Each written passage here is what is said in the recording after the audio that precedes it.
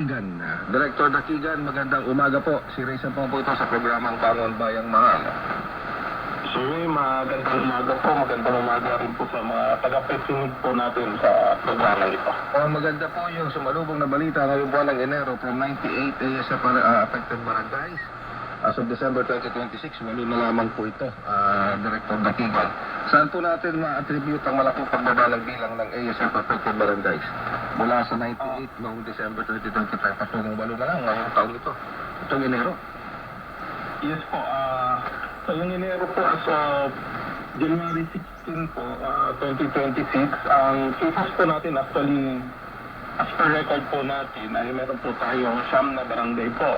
Ngayon, attribute po natin to sa malaking bagay po kasi yung mahigpit na biosecurity, pabilis na depopulation at disinfection natin na ginagawa, nasaktura po yung surveillance natin, at mas maayos na pagpapatupad po ng zoning at movement control natin. Nakokontrol po natin yung sakit, lalo na may mga checkpoint po tayo kahit sa NCR po naglagay tayo ng checkpoint.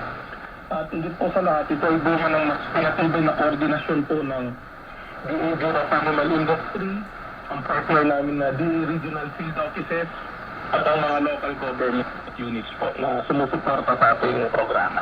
Alright, you mentioned surveillance, tapos talaga mahigpit na monitoring.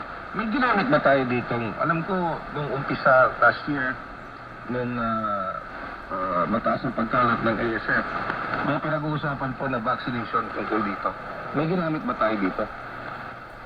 Regarding naman po sa vaccination po natin, sir, meron po tayong vaccine ngayon na ginamit, pero under po siya sa control use program. Ibig sabihin po ito, yung vaccine po under monitored release po.